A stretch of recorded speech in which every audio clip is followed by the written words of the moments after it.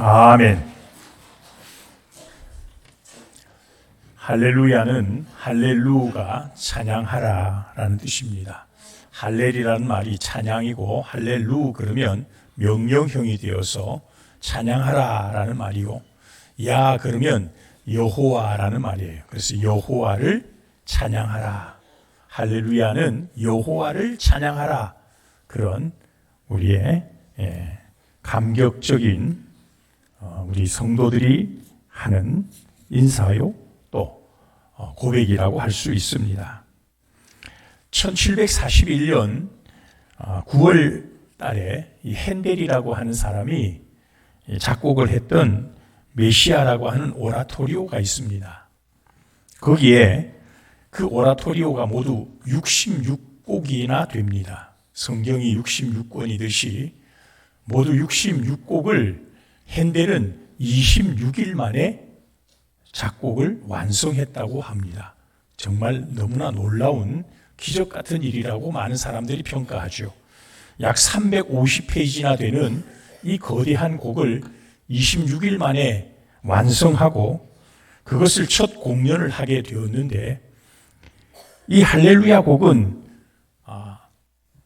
모두 오라토리오가 3부로 되어 있는데 그 중에 2부의 마지막 곡 44번 곡에 이 할렐루야 곡이 있습니다.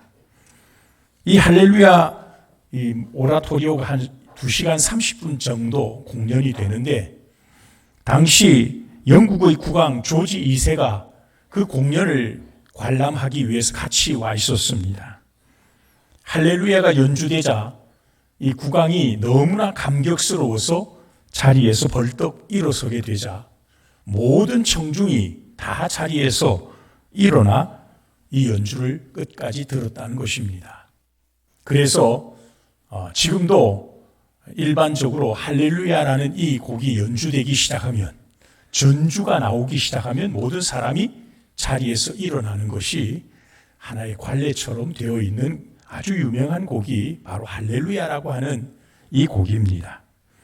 오늘 우리 찬양대가 이 곡을 준비해서 하나님의 이름을 찬양하는 그런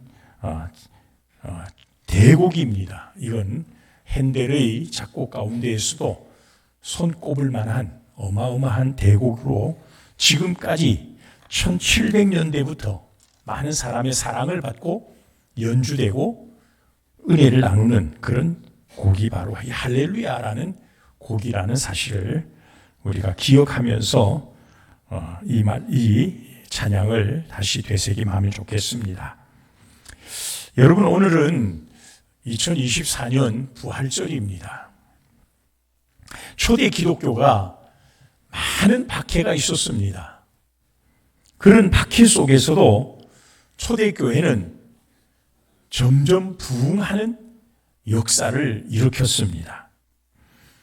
많은 박해와 환난 가운데 부흥할 수 있었던 비결이 무엇일까요? 그것은 예수 그리스도의 부활을 목격했던 많은 제자들과 주를 따르는 사람들이 목숨을 걸고 예수 부활을 전했기 때문이라는 것입니다. 사랑하는 여러분, 우리 기독교의 십자가와 부활이라고 하는 건 최고의 진리요 자랑거리입니다. 예수님의 십자가 죽음이 실제적인 역사적 사건이었던 것처럼 예수 부활도 확실한 역사적 사실이라는 점을 우리는 기억해야 할 것입니다. 예수님의 이 부활이라고 하는 것을 초대 교회 시대부터 많은 허무맹랑한 비판을 받기도 한 내용이 예수 부활이라고 하는 진리입니다. 그래서 초대교회 때부터 이 부활을 부인하기 위하여 생겨난 많은 설들이 있습니다. 모두 한 6가지 정도의 설로 나누어지는데요. 첫째는 시체 도적설이라는 설을 말하고 있습니다. 제자들이 시체를 훔쳐갔다, 도적질해가고 시체가 없어졌으니 부활했다라고 주장한다는 시체 도적설을 퍼뜨리는 사람도 있었고, 두 번째는 무덤 오인설이라 하여 예수님이 딴 곳에 묻혔는데 빈 무덤을 찾아가서 이곳이 예수가 부활하여 시체가 없어진 곳이다, 그렇게 말했다고 하는 무덤 오인설. 기절설도 있습니다. 십자가에서 예수께서 죽은 것이 아니라 잠시 기절했는데 기절했다가 다시 깨어난 걸 그 제자들이 죽었다가 살아났다라고 말했다는 겁니다. 환상설도 있습니다. 이거는 그저 실제적인 사건이 아니라 환상 가운데 일어난 일일 뿐이다. 다섯 번째는요, 쌍둥이 형제설도 주장을 했습니다. 예수님이 쌍둥이였는데 죽은 사람이 한 쌍둥이였고 살아있는 사람은 안 죽은 쌍둥이가 또 있어서 그걸 착각해서 나타난 것이다. 뭐 이런 주장들. 부패설. 워낙 더운 날씨여서 빨리 부패해가지고 예수 시체가 금방 부패해서 없어져 버려가지고 부활했다라고 주장한다는 정말 허무맹랑한 주장들이 초대교회 때부터 있었습니다. 왜 그럴까요? 예수 부활이라고 하는 건 믿음으로 알지 않고 믿음으로 받지 않으면 굉장히 이해하기가 힘든 이 내용이기 때문에 그럴 것입니다. 하지만 성경에는 예수님이 부활하셨다는 사실을 분명하게 증거하는 많은 증거들이 있습니다. 성경에 보면 예수님의 부활을 친히 목격하고 예수님이 부활하신 모습을 부활한 다음에 약 10번 정도 예수님이 나타나 부활체를 보여주신 사건을 기록하고 있습니다. 부활을 목격했던 많은 증인들이 자기의 목숨을 내어놓고 이 부활을 끝까지 증거했던 사실도 우리는 잊어서는 안 될 것입니다. 성경에 기록된 예수님의 부활 사건과 관련된 내용들을 보면요, 굉장히 많이 있지만 추려보면 마가복음 16장 9절과 요한복음 20장에 나오는 부활하신 날 새벽에 맨 먼저 막달라 마리아에게 부활하신 예수님이 나타나신 장면이 성경에 기록되었죠. 또 마태복음 28장 8절 이하에 보면 부활하신 날 새벽에 그 무덤을 찾아갔던 여인들이 예수님의 부활을 목격하였습니다. 마가복음 16장 또 누가복음 24장에 보면 부활하신 날 오후에 엠마오 도상으로 가던 두 제자와 주님이 동행하시고 부활하신 모습으로 함께했던 사건이 기록되어 있습니다. 누가복음 24장과 고린도전서 15장에는 부활하신 날 오후에 예루살렘에서 베드로에게도 보여주셨고요. 마가복음 16장이나 누가복음 14장에는 부활하신 날 오후에 예수님이 도마를 제외한 10제자가 있을 때 나타나셨고, 또 8일쯤 후에는 도마와 함께 있는 제자들 가운데 오늘 본문 말씀이 바로 그것을 증거하는 내용이지 않습니까? 요한복음 20장에는 갈릴리 호수에서 7제자가 예수님의 부활을 목격하였습니다. 마태복음 28장 16절 또 마가복음 16절에는 이 갈릴리 산상에서 11제자에게 예수님이 나타나 보이신 사건이 기록되어 있습니다. 고린도전서 15장 6절에는 승천하실 때 500명이 한꺼번에 부활하신 예수님이 승천하는 장면을 목격하기도 했고요. 고린도전서 15장 7절에는 야고보에게 개인적으로 주님이 보여주셨고, 마가복음 16장이나 사도행전 1장에는 부활하신 다음에 40일에 감람산에서 제자들과 대화하셨던 내용도 나와 있습니다. 사도행전 9장이나 고린도전서 15장에는 다메섹 도상에서 바울 사도에게 나타나셨던 부활하신 주님의 모습도 성경은 기록을 하고 있습니다. 사랑하는 여러분, 그래서 사도의 자격을 논할 때에 예수 부활을 목격해야만 사도라는 명칭을 주었다는 사실도 우리는 있어서는 안 될 것입니다. 초대교회의 복음의 가장 큰 주제, 그것이 바로 예수님이 부활하셨다. 우리가 부활하신 주님을 목격하였다라는 것이 초대교회 성도들이 외쳤던 복음의 내용입니다. 자, 오늘 우리가 읽은 본문 말씀에 보면요, 이 도마라고 하는 제자가 나옵니다. 이 도마와 예수님이 나누는 대화가 오늘 우리가 함께 읽었던 본문의 말씀이기도 합니다. 도마는 다른 제자들이 예수님의 부활을 목격하고는 우리가 주를 보았다, 예수님이 살아나신 것을 우리가 보았다라고 말을 할 때 도마는 그것을 믿지 못했습니다.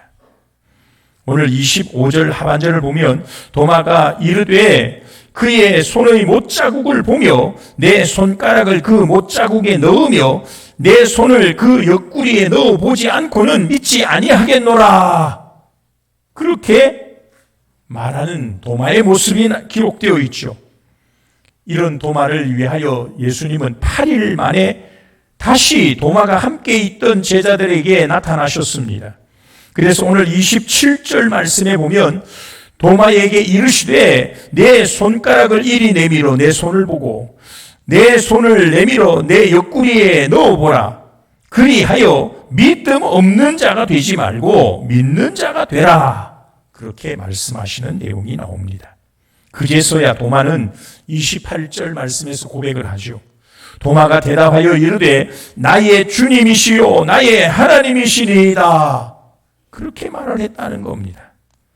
그러자 예수님이 오늘 본문 29절에서 예수께서 이르시되 너는 나를 본고로 믿느냐? 보지 못하고 믿는 자들은 복되도다.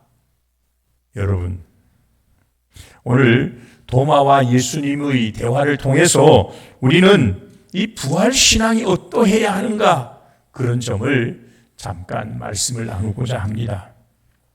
첫째로 부활신앙은 말씀을 믿는 데서 시작되어야 한다는 점입니다. 그리고 체험을 할 때 완성되는 것이 부활신앙이기도 합니다. 부활하신 주님을 만나기 전까지 제자들의 신앙은 그저 눈에 보이는 현실적 사실만을 인정하는 그런 수준의 제자들이었습니다. 예수님과 함께 3년을 동행했던 제자들이 예수님의 능력을 인정할 수밖에 없지 않았겠습니까? 많은 병자들을 예수님이 고치셨습니다. 풍랑을 이는 바다 위에서 한마디의 말씀으로 풍랑을 잠잠케 하셨던 사건도 제자들과 함께 있었을 때 일어난 일이죠. 오병이어의 기적으로 많은 사람들에게 떡과 고기를 나누어 주었을 때 그때 앞장서서 그 일을 도왔던 사람들이 제자들이지 않았습니까? 그러니까 제자들은 예수님이 어떤 분이라는 사실을 그들은 경험을 통해서 알았을 것입니다. 하지만 제자들도요, 보이지 않는 미래에 대한 주님의 말씀은 믿지를 못했다는 사실입니다. 예수님이 제자들에게 자신이 죽을 것과 죽은 자 가운데서 다시 살아날 것을 여러 번에 걸쳐 제자들과 말씀을 나누셨습니다. 그래서 예수님은 심지어 내가 다시 죽었다가 살아날 터인데 살아난 후에 너희가 나와 갈릴리에서 만나자라고 약속을 하기까지 하셨던 것입니다. 하지만 여러분, 정작 예수님이 십자가에 못 박혀 죽었을 때에 제자들은 어떻게 했습니까? 예수님이 하셨던 말씀을 까맣게 잊어버렸습니다. 그들은 두려움으로 문을 잠그고 숨어서 생활을 하며 있었던 제자들의 모습을 성경은 말합니다. 그래서 오늘 본문에 보면 그들이 문을 닫고 있었다는 말은 남들에게 들킬까 봐 문을 꼭꼭 걸어 잠그고 있었음을 말하는 것입니다.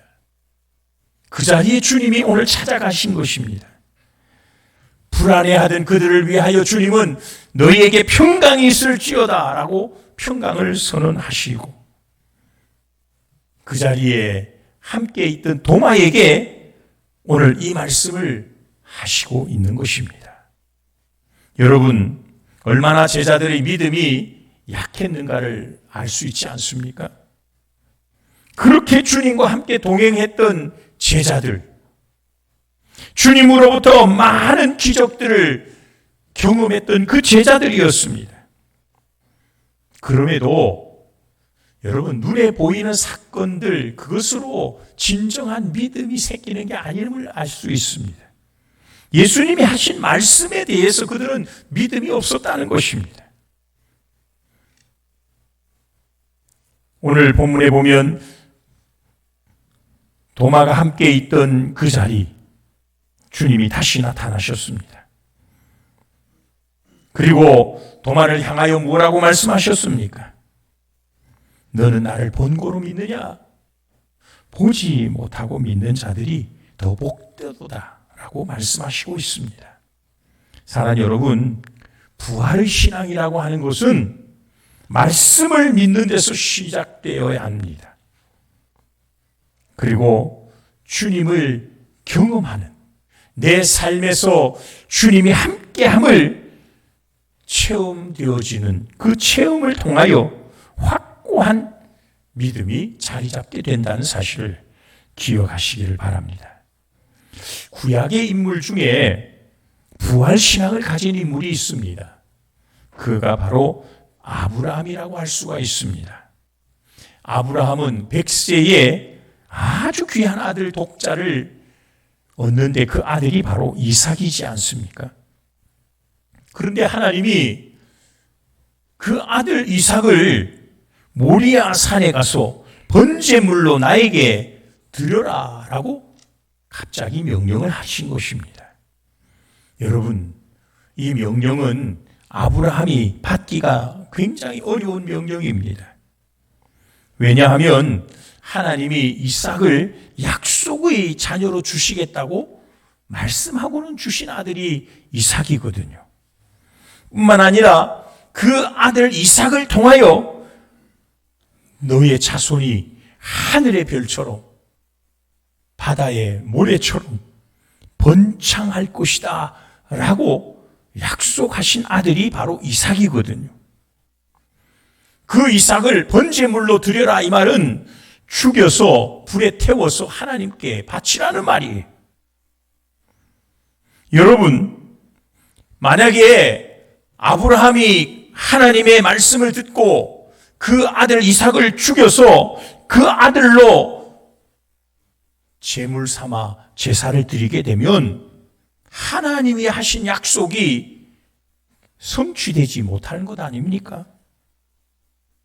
얼마든지 아브라함의 입장에서는 왜 하나님 말도 안 되는 그런 말씀을 나에게 요구하십니까? 라고 반문을 할 수 있는 입장이었습니다. 하지만 아브라함은 하나님이 말씀하자 지체하지 않고 그 말씀을 그대로 순종하는 모습이 나옵니다. 성경을 보면 아브라함이 어떻게 하나님의 명령에 그렇게 군말하지 않고 순종할 수 있었을까? 거기에 대하여 히브리서 11장이 기록을 하고 있습니다. 히브리서 11장 17절부터 19절에 이렇게 기록되어 있습니다. 아브라함은 시험을 받을 때에 믿음으로 이삭을 드렸으니 그는 약속들을 받은 자로되 그 외아들을 드렸느니라. 그에게 이미 말씀하시기를 내 자손이라 칭할 자는 이삭으로 말미암음이라 하셨으니 그가 하나님이 능히 이삭을 죽은 자 가운데에서 다시 살릴 줄 생각한지라. 한번 따라합시다. 하나님이 능히 이삭을 죽은 자 가운데에서 다시 살리실 줄로 믿었더라. 그렇습니다, 여러분. 아브라함이 하나님의 말씀을 순종할 수 있었던 것은 이 아들 이삭을 죽여도 하나님은 이 이삭을 다시 살리실 것이다. 그 믿음이 있었기 때문에 정말 죽이려고 했던 것입니다. 이런 걸 아브라함이 가진 부활신앙이다라고 말하는 것입니다. 그래서 아브라함은 믿음의 조상이 되었던 것입니다. 사랑하는 여러분, 오늘 우리가 부활신앙을 가져야 하는데 이 부활신앙이 무엇일까요? 그것은 하나님이 말씀하시는 그 말씀인 성령을 통하여 예수 그리스도께서 부활하셨다는 사실을 우리에게 말씀한다면 우리 눈으로 보고 손으로 만져보아야 믿겠다라고 말하는 어리석은 말을 해서는 안 된다는 것입니다. 여러분, 하나님의 말씀은 듣는 것으로 끝을 내어서는 안 됩니다. 하나님의 말씀은 듣고 그대로 실행에 옮길 때 능력이 나타납니다. 그때 역사가 일어납니다. 그때 진정한 믿음이 표현된다는 사실입니다. 그렇게 할 수 있는 사람이 진정한 믿음을 가진 성도가 되는 것입니다. 사랑하는 여러분, 우리 기독교는 성경이 말씀한 대로 믿고 성경이 말씀하는 대로 행동하는 종교임을 기억하시기를 축복합니다. 두 번째로, 부활신앙은 보지 않고 믿을 때 더 복이 된다는 사실입니다. 이 말씀은 도마에게 해주셨던 말씀이기도 하죠. 도마는 자신의 눈으로 보지 않고 손으로 만져보지 않고는 못 믿겠다라고 말했던 제자이지 않습니까? 사실 오늘 세상에서요, 백문이 불여일견이라는 말을 많이 쓰죠. 한 번 보는 것이 100번 듣는 것보다 훨씬 더 확신을 갖게 한다, 그런 의미지 않습니까? 그래서 법정에서도 사실은 이 목격자들의 증언이 굉장히 중요하게 취급되기도 합니다. 하지만 여러분, 우리가 꼭 눈으로 보지 않는다고 믿질 못한다면 그것 또한 너무나 편협적인 사고라는 사실을 기억하시기 바랍니다. 왜냐하면요, 지금 세상에는 눈에 보이는 것보다 보이지 않는 것이 훨씬 더 많다는 사실입니다. 우리 눈이 얼마나 불완전한지 모릅니다. 예를 들어 볼까요? 우리 눈은요, 너무 가까워도 안 보여요. 여러분 속눈썹이 여러분 눈으로 보이던가요? 자기 속눈썹을 자기 눈으로 지금 보고 있다면 그건 잘못된 눈이에요. 우리 눈은요, 너무 멀어도 보이지 않아요. 너무 작아도 안 보이고요, 너무 커도 안 보여요, 사실은. 그런가 하면요, 눈을 크게 떠도 내 뒤통수가 안 보여요. 뒤에 있는 것들조차 고개를 돌리지 않는 한 보이지 않는다고요. 요즘처럼요, 봄철이 되면 아지랭이가 생기죠. 아지랑이 사이로 여러분 어떤 물건을 보니까 어떻게 보이던가요? 막 춤을 추는 것처럼 보이잖아요. 나무가 막 춤을 춰요. 진짜 나무가 춤을 추기 때문에 그렇게 보이는 것입니까? 아지랭이 때문에 그러는 거예요. 그럼에도 불구하고 내가 내 눈으로 확실히 보았다, 이건 진짜야, 나는 안 보면 못 믿어. 여러분, 그 말은 굉장히 편협적인 말이요, 어리석은 말이라는 그 말이에요. 이 쇠젓가락을요, 유리컵에다가 한번 넣어 보십시오. 물이 담긴 유리컵에다가 쇠젓가락을 딱 넣으면요, 밖에서 보면 쇠젓가락이 탁 꺾여 있는 것처럼 보여요. 그건 빛의 굴절 작용 때문에 일어나는 현상이죠. 제가 얼마 전에 이 터널을 지나가는데요, 앞에 가는 차가 노란색 차였어요. 그래서 참 어린아이들을 태우고 다니는 노란색 차인가 보다 그러고 따라갔죠. 근데 터널을 딱 빠져나오는 순간 햇빛에서 보니까요, 그 노란 차가 아니라 흰 차였더라고요. 왜 노란 차로 제가 보았느냐 하면 터널 안에 불빛이 노란색 전등을 잔뜩 켜놨거든요. 그 노란색 전등 하에서 흰색 차를 보면 노란색으로 보일 수밖에 없어요. 만약에 터널 안에서 제가 가다가 앞에 차하고 무슨 사고라도 났다면 저는 아마 경찰에 가서 그렇게 증거했겠죠. 예, 제가 앞에 있는 차는 틀림없이 나는 노란색 차입니다. 내 두 눈으로 똑똑히 보았습니다. 노란색 차입니다. 그랬을 거 아니에요. 여러분, 많은 불신자들이 지금도 말합니다. 하나님이 어디 있어? 내 눈에 한번 보여줘. 그러면 내가 믿을게. 여러분, 자기 눈을 너무 과신하는 거예요. 오늘 도마를 보십시오. 나는 내 두 눈으로 보고 만져보고 하지 않으면 나는 못 믿겠다라고 말했을 때 예수님이 뭐라고 말합니까? 너는 나를 본고로 믿느냐? 보지 못하고 믿는 자들은 복되도다. 사랑하는 여러분, 오늘 저와 여러분들은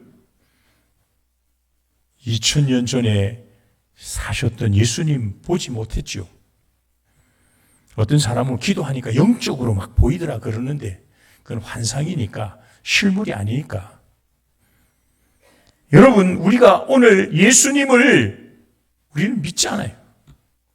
예수님이 나를 위하여 십자가에 돌아가셨다는 사실을 여러분 믿지 않아요.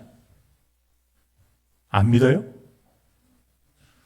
예수님이 사흘 만에 부활하셨다는 사실 여러분 믿습니까? 무엇을 가지고 믿죠? 눈으로 보아서 믿는 게 아니에요. 성경의 말씀이 기록하고 있기 때문에, 하나님의 말씀인 성경이 우리에게 그렇게 말씀하고 있기 때문에 우리 믿는 것입니다. 이 믿음이 눈으로 확인하고 믿는 믿음보다 훨씬 더 가치 있는 믿음이요, 복된 믿음이라는 사실을 기억하시기를 축복합니다. 또 하나, 부활신앙은요, 더 중요한 게 뭐냐 하면 이 부활신앙은 내가 알고 내가 믿는 것으로 끝나는 것이 아닙니다. 부활신앙은 사실은 증거하기 위하여 갖는 것이 필요하다는 것입니다. 마태복음 28장에 보면 예수님의 승천하실 때 말씀이 기록되어 나옵니다. 마태복음 28장 16절 이하에 이렇게 말씀합니다. 11 제자가 갈릴리에 가서 예수께서 지시하신 산에 이르러 예수를 배웁고 경배하나 아직도 의심하는 사람들이 있더라.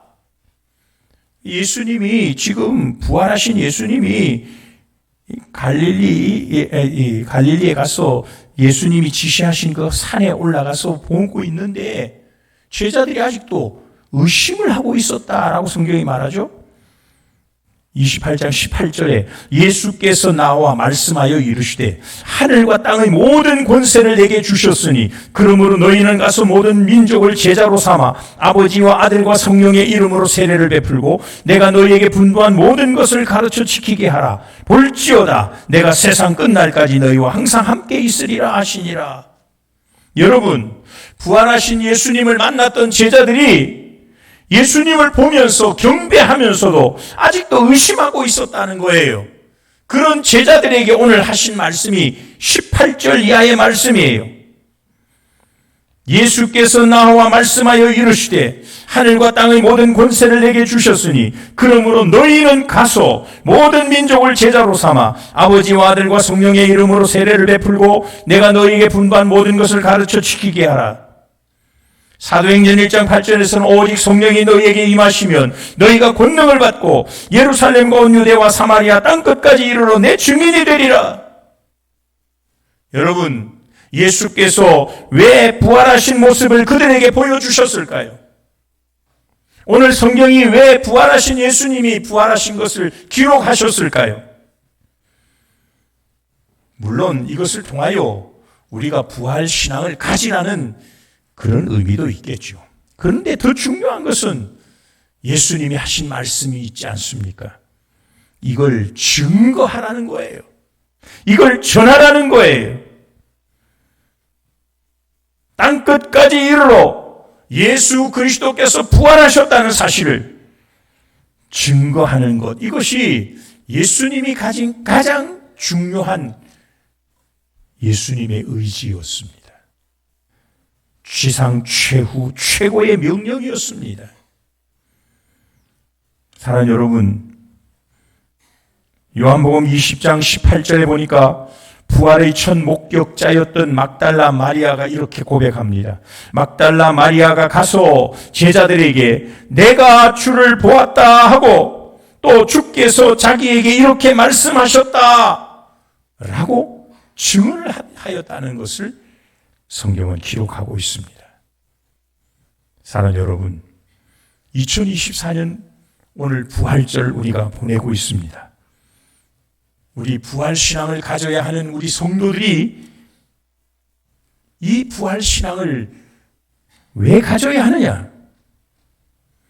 부활신앙은 우리에게 영원한 구원과 생명과 축복을 더하여 주실 줄 믿습니다. 부활신앙은 우리 기독교의 최고의 자랑이자 가장 아름다운 축복에 해당됩니다. 그래서 기독교는 이 부활절을 제일 큰 명절로 삼고 지키고 있기도 합니다. 앞서간 믿음의 선배들은 이 부활신앙을 가지고 목숨을 걸고 이 부활신앙을 전하다가 순교를 하기까지 하였습니다. 부활신앙을 갖는다는 것은 바로 그런 데 있는 겁니다. 우리가 예수 그리스도 안에 있으면, 부활의 신앙을 굳게 붙잡고 있으면 우리는 비록 죽는다 하더라도 다시 살아나는 소망이 있다는 사실을 기억하시기를 주님의 이름으로 축복합니다. 세상 사람들은요, 죽음이라는 걸 굉장히 두려워합니다. 그래서 세상 사람들은 죽으면 모든 것이 끝장난다라는 것을 말하기도 합니다. 그래서 개똥밭에 굴러도 이생이 더 낫다라고 말을 하기도 하죠. 하지만 여러분, 우리 그리스도인들의 삶은 그렇게 해서는 안 됩니다. 진정한 부활신앙을 가진 우리 성도들이라면 이 땅에서의 육신의 죽음은 언젠가 한번 찾아오는 것이 이게 당연한 것 아닙니까? 그 죽음이 두려워서 죽지 않으려고 발버둥 치는 것이 중요한 것이 아닙니다. 우리는 부활신앙을 가졌다면 우리의 죽음은 이 세상에서 육신의 죽음으로 끝이 난다? 아닙니다. 우리는 이 땅에서 육신의 생명이 끝나는 순간 하나님이 약속하신 저 천국에서 다시 깨어나는 은혜의 삶을 사는 것입니다. 그래서 세상 사람들은 죽음을 사망이라고 말하죠. 죽을 사자에다가 망할 망자를 써서요. 죽어서 망한 사람들, 그게 사망자들이죠. 그래서 불신자들의 장례식에 가면 망자라고 부르잖아요. 죽어서 망한 사람들, 그 말이거든요. 그러나 우리 기독교에서는 죽음을 뭐라고 표현하는 줄 아십니까? 소천이라고 표현합니다. 하늘의 부르심을 받았다. 하나님이 때가 되어 영혼을 먼저 하늘나라로 불러가셨다. 우리는 사망이 아니라 소천인 것입니다. 왜요? 부활이라는 소망을 우리는 가진 자이기 때문에 그래요. 이것이 바로 부활이 갖는 능력입니다. 이 부활의 이 능력과 이 아름다운 은혜와 복을 우리만 간직하면 부활신앙의 절반도 여러분 아는 것이 아닙니다. 부활신앙은 이것을 자랑해야 진정한 부활신앙자가 된다는 것입니다. 그러므로 2024년 부활절을 맞이한 저와 여러분들이 흔들림 없는 부활신앙, 눈으로 보는 것이 아니라 말씀을 통해 믿는 이 믿음의 부활신앙으로 무장하여서 아직도 이 부활을 알지 못하고 이 부활의 엄청난 축복을 알지 못하고 지옥으로 향하여 가고 있는 저 인생들을 긍휼히 여기면서 그들에게 부활신앙을 전해주는 그런 우리 모든 성도들이 될 수 있기를 주님의 이름으로 간절히 축복합니다. 기도하겠습니다. 거룩하신 하나님, 감사합니다. 2024년 부활절을 맞이하게 하시고 부활의 주님을 우리가 찬양하며 경배할 수 있도록 도와주신 하나님 감사합니다. 우리끼리만 모여서 부활신앙의 신앙을 무장하는 것으로 끝나지 않게 해 주시길 원합니다.